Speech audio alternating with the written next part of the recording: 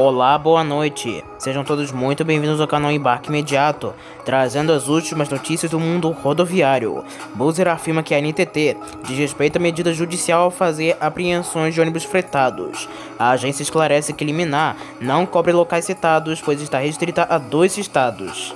Operadores de transporte de São Paulo já apresentaram pedidos para quase de 1.700 ônibus elétricos. Empresas do transporte coletivo do Rio de Janeiro que tiverem ônibus circulando com o ar-condicionado desligado poderão ter subsídio cortado. Caiçara e Itapemirim foram revividas das cinzas, mas aí é que fica a questão. Fica uma dúvida no ar que muitos querem saber: por que a Caiçara vai ser a primeira a iniciar as operações e não a Itapemirim? Aeronautas da Itapemirim não estavam conseguindo seguro-desemprego e justiça determina liberação do benefício. E ainda, você confere as ocorrências do mundo rodoviário. Tudo isso você confere agora.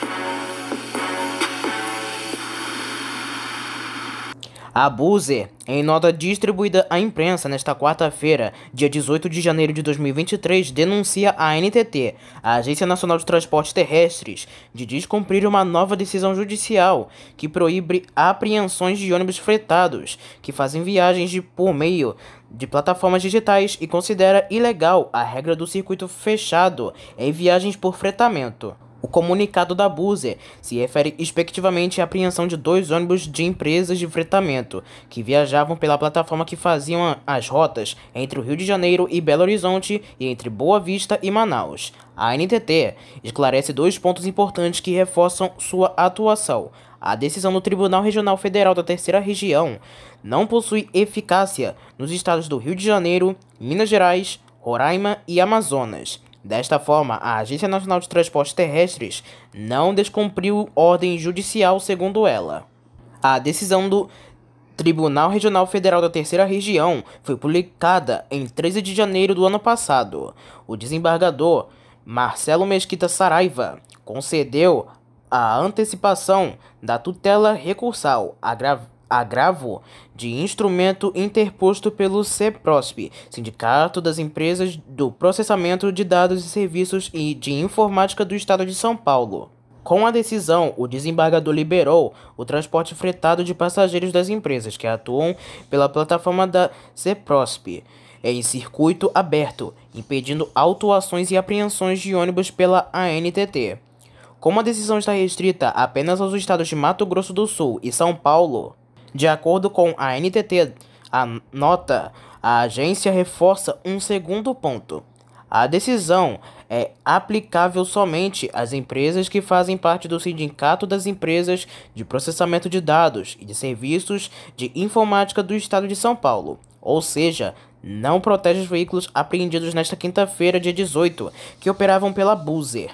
Para quem quiser e tiver interesse sobre as notas esclarecidas sobre a Buser e a NTT, estarei deixando o link da notícia aqui nos comentários. A Prefeitura de São Paulo, por intermédio da SP Trans, informou que as empresas concessionárias do transporte coletivo do município já apresentaram pedidos para a produção de 1.682 ônibus elétricos a serem entregues entre 2023 e 2024. Desse total, 1.166 coletivos deverão entrar em circulação até o final do ano.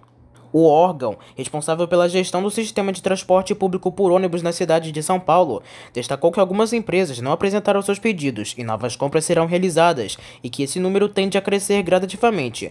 O número é inferior ao volume anunciado pela Prefeitura de 2,6 mil ônibus elétricos em operação até o final de 2024, mas representa uma importante ação para equiparar a capital paulista às principais cidades da América Latina, como Bogotá, Santiago e Cidade do México, que possuem frota de ônibus elétricos. Na Colômbia, foram 1.006 novos ônibus elétricos apenas no ano passado. No Chile, foram 779 unidades nos últimos 3 anos. Atualmente, operam na cidade de São Paulo 13,8 mil ônibus, sendo 220 elétricos, dos quais 201 trolebus e 19 são movidos a bateria, sendo que um deles está em fase de teste. Todos os 19 ônibus elétricos em circulação na cidade de São Paulo são da Transwolf, uma das principais operadoras da região sul da capital, e operam na linha 6030/10, entre o terminal Santo Amaro e a Universidade Unisa. A empresa anunciou no último dia 12 de janeiro a aquisição de 304 novos veículos, por intermédio de financiamento fruto de uma parceria realizada em novembro de 2022 entre a Prefeitura de São Paulo e a fornecedora de energia Enel X, que vai destinar cerca de 8 bilhões de reais, cerca de 1,5 bilhão de dólares, para a aquisição de 2,6 mil ônibus elétricos e desenvolvimento da infraestrutura e tecnologias necessárias. Desse total de 304 novos ônibus elétricos, 100 unidades estarão em operação ainda em 2023. Todos são de veículos com tecnologia com propulsão elétrica da Eletra, chassi Mercedes-Benz O500U de piso baixo com carroceria Caio Millennium. Segundo Paulo Lima, diretor de novas tecnologias da Transwolf, a operadora iniciou o projeto com ônibus elétricos há cerca de 3 anos. Dos 19 veículos em operação, 18 são com chassis da BID e carrocerias Marco Polo e Caio, e uma unidade é do modelo Eletra Mercedes-Benz Caio. Ao longo desses 3 anos, os novos veículos transportaram 5,9 milhões de passageiros e rodam 2,9 milhões de quilômetros e conseguimos apurar uma redução de até 75% no custo operacional em relação ao modelo convencional a diesel, salienta o executivo. A Transwolf está desenvolvendo infraestrutura para os novos veículos em sua operação na garagem de Varginha, com capacidade para as 304 unidades, com uma subestação modular que poderá ser ampliada. A empresa também já possui estrutura na garagem da rua Olívia Guedes Penteado, no bairro de Socorro, para operar os primeiros veículos entregues. A partir desta semana, os consórcios que possuírem ônibus do sistema de transporte coletivo do Rio de Janeiro circulando com o ar-condicionado desligado poderão ter o subsídio cortado pela Prefeitura. A medida consta no decreto publicado pelo prefeito Eduardo Paes no Diário Oficial do município, no dia 17 de janeiro de 2023. Vale ressaltar que, caso um veículo seja fiscalizado pela SMTR, Secretaria Municipal de Transportes, e haja a constatação de que o equipamento de refrigeração interna esteja desligado, o valor do subsídio equivalente ao dia da fiscalização não será pago. Atualmente, o subsídio é pago às empresas do transporte pelo quilômetro rodado. Como todos já sabem, a Itapemirim voltou das cinzas graças a Susan Tour, e em breve iniciará as operações junto com a Caiçara, que também fazia parte do grupo, que teve a falência decretada em setembro do ano passado. A Susan Tour só aguarda a autorização para começar a operar as linhas da Itapemirim e Caiçara. Mas uma dúvida que está no ar é por que a Caiçara vai iniciar as operações primeiro e não pela Itapemirim. O plano da Susan Tour realmente era iniciar as linhas só com o nome Itapemirim. Porém, existe uma questão que engloba toda a questão. Primeiro, a Susan Tour não comprou nenhum veículo da Itapemirim. O que acontece? Toda empresa, quando tem a falência decretada, ela sempre deixa bens, por mais que sejam muitos ou poucos, como é o caso da Itapemirim. Ela deixou os carros que estão no complexo de Cachoeiro de Itapemirim, no Espírito Santo. A Susan Tour cedeu esses carros para a Susan Tour para começar as operações e eles pegaram arrendamento de 1 ano, sendo prorrogável por mais 1. Mas pessoal, nem todos os carros vieram da Itapemirim vão ser reformados. Segundo o canal Júlio Costa Pé na Estrada, alguns carros vão ser sucata e outros serão aproveitados. Ou melhor, reaproveitados. Agora, por que a NTT pediu para começar as operações pela Caiçara e não pela Itapemirim? A resposta é bem simples. A Susan Tour não tem todos os veículos necessários para operar todas as linhas da Itapemirim juntamente com a Caiçara. E também porque a Caiçara tem menos linhas do que a Itapemirim, que engloba o Sudeste e Sul, e também uma linha que liga Brasília a Porto Alegre, ou seja, são linhas mais curtas, de curta distância. Como, por exemplo, as linhas que eram operadas pela Caiçara antes da sua falência. São Paulo a Caratinga, em Minas Gerais, São Paulo, Rio de Janeiro, São Paulo, Curitiba, entre outras. Então, como são linhas de curta distância, é necessário menos veículos e como a Suzantur não tem essa quantidade de carros para operar pelas duas empresas, tanto a Caiçara como a Itapemirim. Então, na visão da NTT, eles acharam melhor começar a iniciar pela Caiçara. E antes que alguém me pergunte se existe alguma data ou previsão para Caiçara e Itapemirim iniciarem as operações, pessoal, é o seguinte: olha, nem a própria Suzantur e seus funcionários sabem, porque isso vai depender dos documentos, do licenciamento dos veículos, precisa de um cadastro, precisa de seguro, cadastrar os motoristas, precisa fazer o cronograma das rotas e etc. Então, infelizmente, não tenho a resposta para início das operações. Para isso, precisamos esperar e aguardar pela ANTT publicar a decisão através do Diário Oficial da União. Até agora é tudo que eu sei. Já sabemos que as duas empresas irão começar a operar, mas agora serão administradas pela Suzantur. Mas ainda não existe uma data ou previsão para ter início as operações. Vale lembrar que eu falei em alguns vídeos que a Itapemirim iria rodar no Nordeste com veículos mais baixos. Já a Caiçara iria operar entre o Sudeste e o Sul, com veículos mais altos, mas também haveriam veículos mais baixos. Mas por enquanto ainda não tem data. Para isso é preciso aguardar a decisão que a NTT vai tomar sobre toda essa situação da Itapemirim. Mas caso saia a notícia de que a NTT tomou a decisão e já tem data confirmada, eu venho aqui e trazer a informação para vocês. Mas por enquanto ainda não tenho informações. Aliás, ninguém tem para falar a verdade.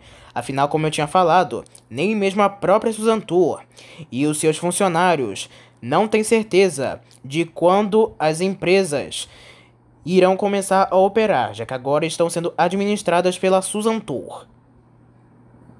Agora falando sobre as últimas ocorrências do mundo rodoviário.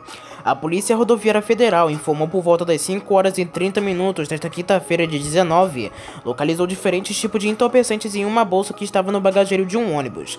Ainda segundo a corporação, a abordagem ocorreu no quilômetro 830 da BR-116, no município de Vitória da Conquista, e que o passageiro responsável pelo material ilícito foi identificado, afirmando que o destino da viagem era a cidade de Salvador. Os policiais, ao fiscalizar o compartimento de cargas do veículo, encontraram uma bolsa a qual continha em seu interior 4 tablets de erva entorpecente com peso aproximado de 3,25 kg, 2 tablets de crack com peso aproximado de 1 kg, um saco plástico com aproximadamente 1,3 kg de pó de entorpecente e mais um saco plástico com aproximadamente 100 gramas de Axic. Diante do constatado, o homem foi preso em flagrante pelo crime de tráfico de entorpecentes. O indivíduo e o material apreendido foram encaminhados à delegacia de Polícia Civil do município. Agentes da Polícia Rodoviária Federal apreenderam na tarde também desta quinta-feira um passageiro da aviação Cometa durante uma ação de fiscalização na altura do quilômetro 881 da BR-381 da rodovia Fernão Dias, em Pouso Alegre, no sul de Minas. Segundo a corporação, o ônibus saiu da cidade de São Paulo e seguia para Belo Horizonte. Durante a abordagem, foram encontrados aproximadamente 3 kg de skunk e uma mala do passageiro que não teve a sua identidade revelada. A ação contou com o auxílio dos cães farejadores da PRF, onde foram localizados 8 pacotes de skunk, que estavam dentro do compartimento oculto em uma mala. O responsável pela bagagem é um jovem de 19 anos, que foi detido e informou que levaria o material entorpecente de Cascavel, no Paraná, até a capital mineira. Diante dos fatos, foi dada a voz de prisão ao suspeito, o qual foi encaminhado para o Depot de Pouso Alegre, em Minas Gerais, para procedimentos cabíveis. Depois dos procedimentos de fiscalização, o ônibus da aviação Cometa foi liberado para seguir viagem até o seu destino final. Um ônibus rodoviário da aviação Chavante, que fazia a linha Vila Rica, Palmas, ficou totalmente destruído nesta quinta-feira na rodovia estadual TO 080 em Paraíso do Tocantins, na região central do estado. De acordo com o Corpo de Bombeiros do Tocantins, os passageiros conseguiram sair sem ferimentos no momento antes das chamas tomarem o veículo, que parou na região do Parque dos Buritis. Quando os militares chegaram, encontraram o veículo em chamas e os passageiros afastados em segurança. O motorista do rodoviário, que não teve sua identidade revelada, disse que percebeu fumaça e parou o coletivo no acostamento para o desembarque dos passageiros em segurança. Todas as bagagens foram retiradas dos bagageiros antes que as chamas se alastrassem pelo ônibus. Um outro veículo precisou ser disponibilizado para que pudesse seguir viagem em segurança. Apesar do susto, ninguém se feriu. Em São Paulo, uma colisão envolvendo um carro de passeio e um ônibus urbano da aviação Transwolf deixou o trânsito lento na tarde desta sexta-feira, na Avenida Senador Teotônio Vilela, na altura do número 8.113.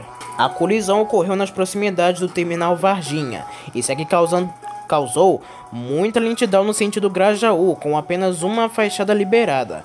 A aviação Miracatiba, que opera nas linhas da região, informou por meio da sua rede social que, devido ao congestionamento, os passageiros que usaram os ônibus da linha 226 TRO poderiam ter atrasos. Um ônibus urbano que opera a linha 5882 Lagoa Santa Terminal Vilarinho tombou na manhã desta sexta-feira, na altura do quilômetro 28 da rodovia estadual MG 040, na saída de Lagoa Santa, na região metropolitana de Belo Horizonte. De acordo com o Corpo de Bombeiros de Minas Gerais, ao menos 2 pessoas ficaram feridas, sem gravidade. Os demais passageiros que estavam no coletivo já estavam fora do ônibus quando os militares chegaram no local. Segundo o motorista, o inseto bateu no rosto dele, o que fez com que ele perdesse o controle da direção, caísse na canaleta e em seguida houve o tombamento do ônibus, explicou o tenente Jaqueline dos Santos do Corpo de Bombeiros. As 2 pessoas feridas foram encaminhadas para o hospital Isoleta Tolentino Neves, em Belo Horizonte, e os demais passageiros recusaram atendimento. Uma ciclista identificada como Rosângela Nogueira, de 35 anos, morreu na manhã desta sexta-feira, atropelada por um ônibus articulado do BRT no corredor Transcarioca, no bairro da Taquara, zona oeste do Rio de Janeiro. O acidente teria ocorrido entre as estações Merck e André Rocha, e segundo a empresa Malbi Rio, que administra a intervenção do sistema BRT Rio, a ciclista teria atravessado a pista, que é exclusiva do BRT, no momento em que o sinal estava aberto para o articulado. Agentes do Corpo de Bombeiros do Rio de Janeiro foram acionados para o atendimento da ocorrência por volta de 5h50 da manhã e encaminharam a vítima em estado grave para o Hospital Municipal Lourenço Jorge, na Barra da Tijuca. A direção do hospital informou que Rosângela já chegou à unidade em óbito. A Malbi Rio informa dos perigos de invasão à pista do BRT Rio e reiterou a conscientização necessária por parte de todos para evitar acidentes. As causas do acidente seguem sendo investigadas. Um motorista que não teve a sua identidade revelada e que seguia dirigindo um ônibus urbano que faz o transporte de trabalhadores rurais foi assaltado na tarde desta última quinta-feira de 19 no bairro Jardim Bela Vista, em Casa Branca.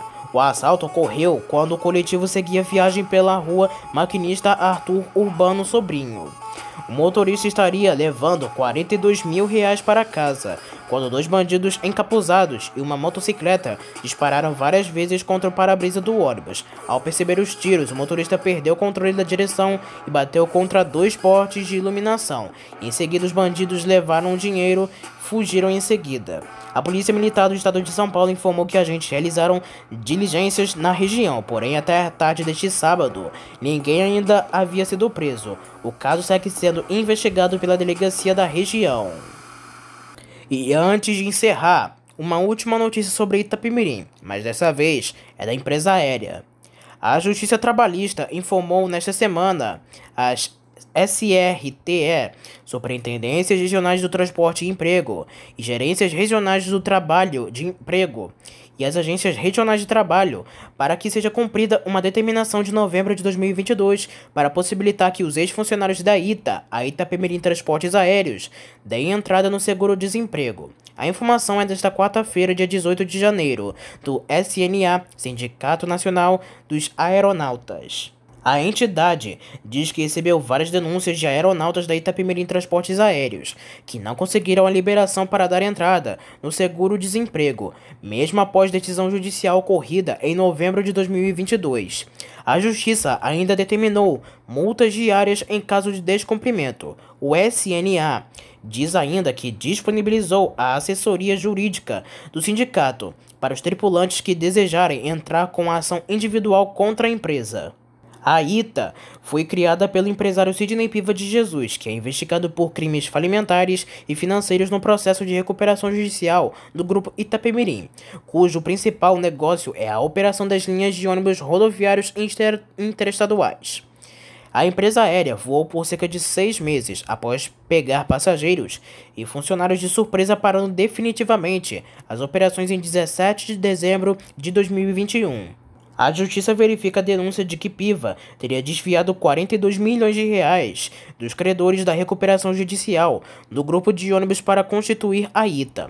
Em 21 de setembro de 2022, o grupo Itapemirim teve a falência decretada pela Justiça Paulista.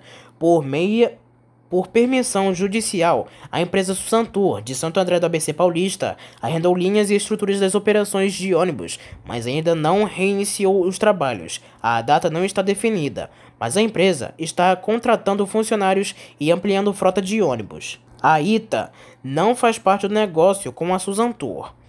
Então, essas foram as últimas notícias do mundo rodoviário. Não se esqueçam que em breve teremos mais notícias.